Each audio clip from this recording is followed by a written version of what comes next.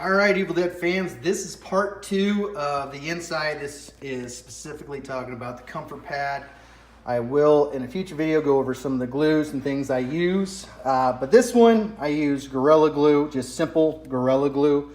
I don't use any specialty glues at all for this because when you get into specialty glues, some things are meant for certain applications, some things are not. Like this is Loctite, it's meant for a whole different application.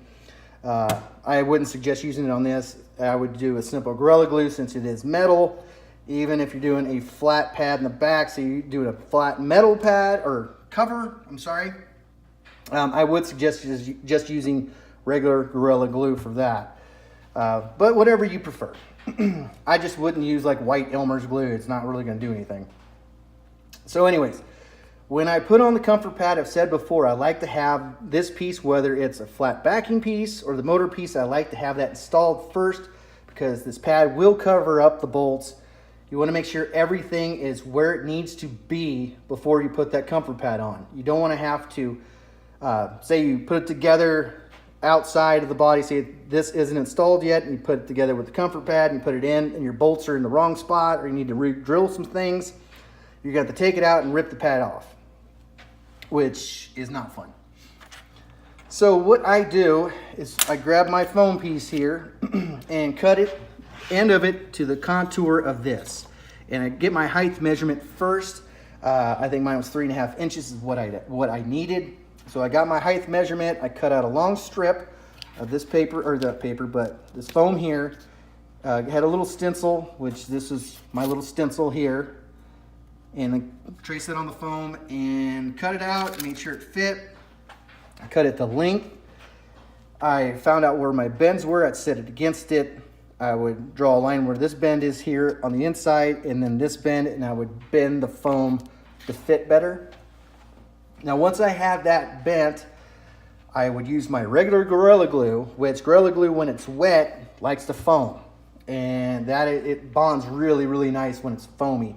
Not super foamy, but just a little bit foamy. You can see a little bit of residue, this white residue right here, yellowish, that's it foamed up right there. That's the glue that's foamed up. Now you don't want to add too much glue. If you use too much, it'll foam all over the place. But before I apply it, I just simply get my finger wet and just kind of wipe it on the back of the foam and the back of the motor piece or the backing piece, whatever you may be using.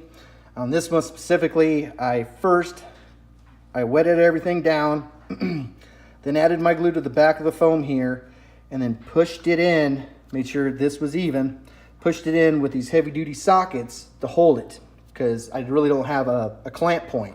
I don't want to clamp against the body, I don't want to ruin the paint.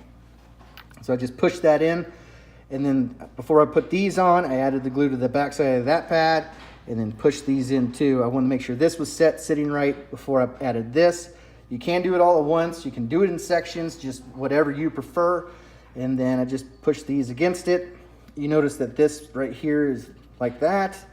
It's just because there is a little center body line it's actually glued to. So having it like this is not a big deal because my hand won't be over there. My hand's gonna be over here in this area here. So there's that part. Let me let it set for a little bit and then I will show you what it looks like. Okay, so I removed the sockets to show you what it looks like. It's not set, but it's not going to go anywhere. As you can see, I have a little bit of runoff down here. Not much, it's not bad. What's nice about having it not fully hard yet is you can actually just press her down. Just that foaming, since it's turning hard right now, and it's not really sticking to my hand at all, or my finger here. Just press her down. It's kind of hard. And there you go. I mean, and then you can just paint over it if you want. Now you may be asking, well, and hold on, and see it's glued to this body line right here all the way through, all the way up here. You can see that my line I drew for the bend, got the other bend here, and it's sticking out just a little bit, the foam is. Now you might be asking why I put this pad. Simple. Whether you're doing a horizontal handle or a vertical handle. One problem that every builder has had in the past, no matter who's done it, in the past, they may have improved, who knows, I don't know. Every builder is different, is this edge right here. Now, I used to not put the pad in. That's something to worry about if you don't have a pad, because a lot of times you gotta wiggle your hand through so you don't go whack on a piece of metal. That's one big thing. You don't want to scrape your hand on any metal or any sharp edges. I've seen people sell them to where they're like, oh, wear a black glove because you don't want to hurt your hand. It's like, why don't you just cover up the sharp edges or eliminate them somehow? You know, whether your hand's sitting like this or your hand's sitting like this, you're gonna have a nice pad against the back of your hand. You're not gonna have any metal rubbing it, any bolts or anything like that, because it's completely covered. And this will be, once this is fully dry, I'll just paint that black. And even though this foam's just a little bit out, so I can still put my hand in and go like that. And this is where my handle's gonna be, right there. And you can see that there's not a ton of room, but just enough for my hand, because I made it specifically for my hand. I could trim this foam down, but I really don't need to because it's foam. And it's sticking out about maybe a 1/16 of an inch. Which, if you don't know what a 1/16 of an inch is, it's the smallest measurement of an inch. Because inches in the standard American style is, inches are measured out in 1/16 of an inch at a time. So, just to let you guys know, it's the smallest measurement. If you're having problems with measurements and you don't know how to measure things, or you're a younger person and you're following this, there you go. But yeah, this isn't going anywhere. It's in there. So, see, and I'm fine with that. That's not a big deal. I could glue this down further back like that if I really wanted to, but I really don't have to because my hand won't be up there.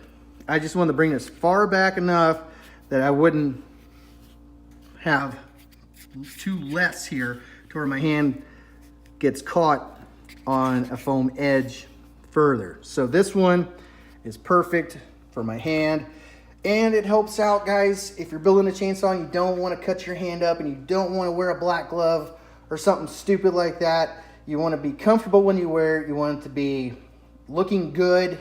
You don't want to wear it and go, ah, dang, I hurt my hand. You know, you don't want to do that. I must admit, in the past, a long time ago, I didn't put the pads in. And then all of a sudden, I was like, I think I started with the Mutant. The Mutant was the first one I started the pads with.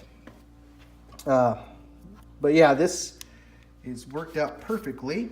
Once this is fully dry, I will put some black paint over it. It won't hinder my hand or hurt my hand at all.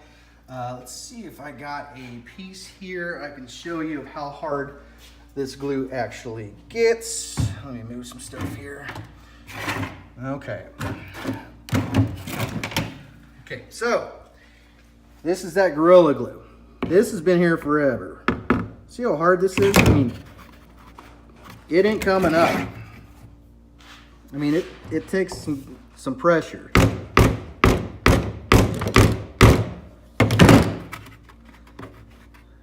Barely dented it, barely.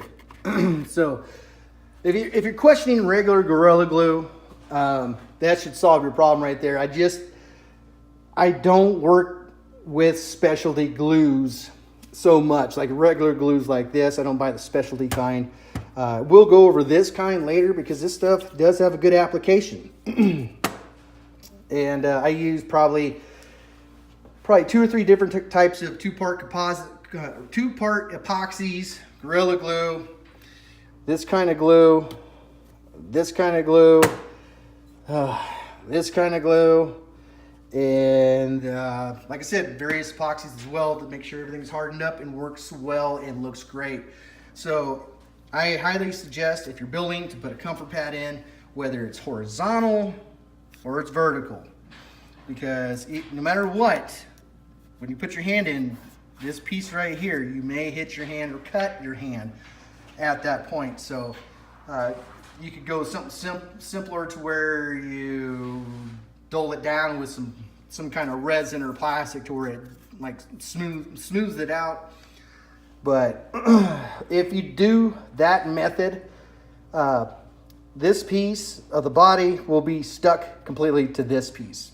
So if you ever have to take this off, for any reason, you're going to have to chip all that crap away. This way, if you have to take this off, you just undo your bolt here, you undo these, pull it out, rip the pad off, put it back in, install a new pad, boom, you're good to go.